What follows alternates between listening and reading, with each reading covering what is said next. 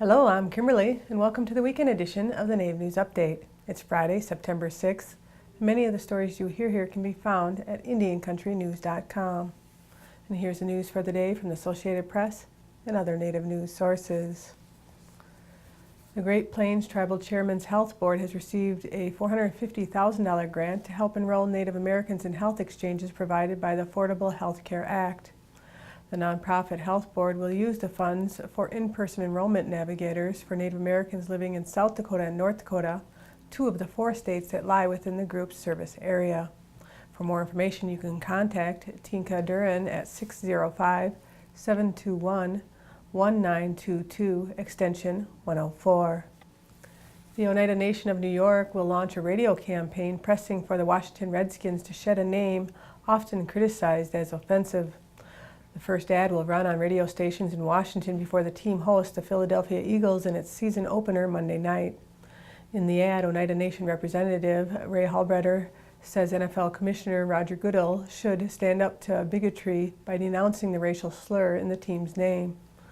"We do not deserve to be called Redskins," the Oneida leader says in the ad.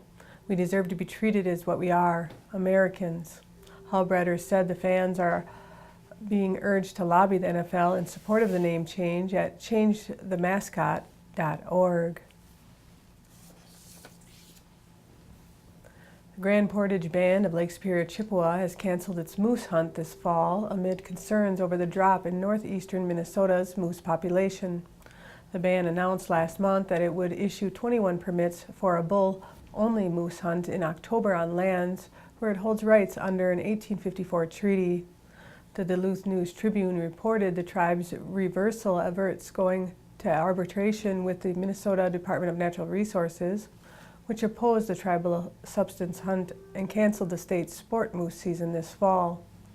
Minnesota's moose population has been on a long-term decline and fell 35% from 2012 to an estimated 2,760 in the DNR's survey this past winter. The Fond du Lac Band still plans to hold a moose hunt this fall on lands covered by 1854 and 1837 treaties. The tribe will offer its members 77 permits for a maximum of 25 bull moose, while the Bois Forte Band has opted not to hold a moose season. The surviving sons of the famous American Indian athlete Jim Thorpe have long fought to get the remains of their father moved from Jim Thorpe, Pennsylvania, to tribal lands in Oklahoma where he was born, and they recently won a crucial legal victory that put them close to their goal. But the town of Jim Thorpe isn't letting its Olympian namesake go without a fight. Residents and business owners are helping to raise money for the town's appeal, set to be filed this month, saying they have honored, appreciated, and respected a man long considered one of the 20th century's best athletes. In April, U.S. District Judge Richard Caputo ruled in favor of Thorpe's sons and the Sac and Fox tribe to which his father belonged, saying the town of Jim Thorpe amounts to a museum under the 1990 Native American Graves Protection and Repatriation Act. The Borough Council voted to appeal the ruling to the Philadelphia-based 3rd U.S. Circuit Court of Appeals, and written arguments are due September 23rd.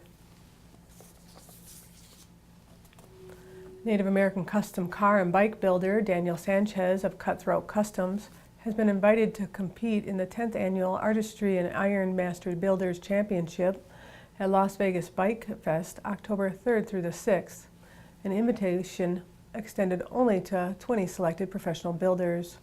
Sanchez will be representing Houston, Texas, and competing with 19 other builders for a prize of $10,000 and a feature in Cycle Source magazine, the bike show's title sponsor.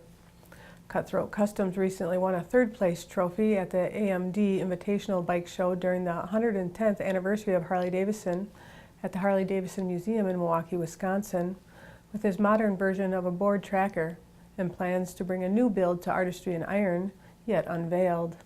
Daniel Sanchez is a Texan-born motorcycle builder, automotive, residential, and commercial fabricator with more than 20 years' experience in his field. Inspiration for his work comes from a family history of metal workers, including his great-grandfather who was an Apache metal artisan. For more information, you can check out ctcfab.com. And that's another roundup of news from Indian Country on this edition of the Nave News Update. I'd like to thank you for joining me and have a grand day.